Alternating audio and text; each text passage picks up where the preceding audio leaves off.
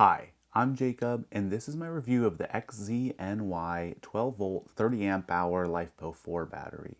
I received this battery from the company in order to do a video on it. So I love lithium and LiFePO4 batteries. I have quite a few different solar setups, and this one is super nice. It's 30 amp hours, so it has a decent amount of power, but it's still very light and super small. It's amazing to me what they can fit in these battery packages nowadays, and then it's very economical for what you get for the price. So it's IP67 waterproof. It has short circuit protection, over and under temperature protection. The under temperature protection is super important for any LiFePO4 battery or lithium battery. You can't charge them when the battery is under something like 35 degrees or something around that. So if you do accidentally do that, it will automatically turn off. And then you can restart it later, but it won't charge, which is great for the under temperature. So I ran a test with this, and I'll show you this in a little bit, but it does have actual 30 amp hours of battery, maybe even a little tiny bit more. I ran it 95% down, and from the voltage, it still showed that it had a little bit more than I thought it would. But it's definitely 30 amp hours, which is awesome. I ran it with loads up to 200 watts. This is rated, I think, at 256 watts max continuous, and then you can up that if you're doing it a few second burst. But in general, you want to keep this powering things that are under 250 watts, which is a lot of stuff unless you're doing, I mean, I ran a tiny little heater off of this, but if you're, it's not going to run a coffee maker or something, but it is going to run a lot of stuff and be very small. They have a great warranty. I think it's 3 or 5 years. The manual is very clear. What it shows.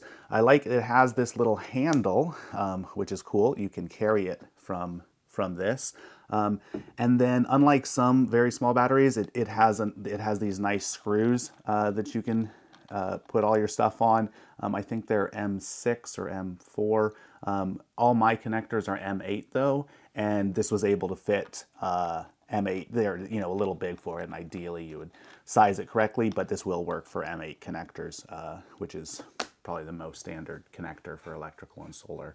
But yeah, overall, great battery. I'm going to show you how it looks in my van. I ran a fan, a light, a fridge, and a little heater all at the same time. Pretty cool. But yeah, if you're looking for a nice battery, I would definitely look into this one. I'm just about to install the battery in my camper van. I fully charged it, but I'm just going to check the resting voltage. And it is showing at 13.44 volts, which is normal for a fully charged LiFePO4 battery that had some time to rest. So now I'm going to hook it up and I'll show you that. So I just connected it up. I'm pulling just about 10 amps or 125 watts right now. So it should take about 3 hours to deplete the battery. It's a little quicker than you should normally deplete a battery for a test, but this should be fairly accurate. So I will come back in a bit. Okay, so I've been running it for about 3 hours now, and I just turned off any loads on it.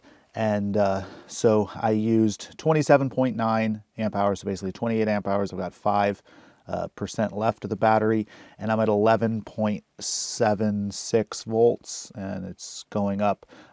So basically 12 volts for a LiFePO4 battery is 9% power, and 10 volts is 0% power. So I'd say I'm about right on here, maybe even a little bit more than 5% that's showing. So this could be a little bit more than 30 amps, maybe 31 amps amp hour battery.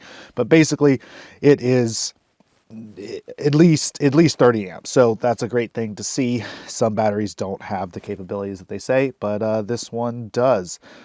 So if you're looking for a nice battery that's very reasonably priced, I would recommend this one.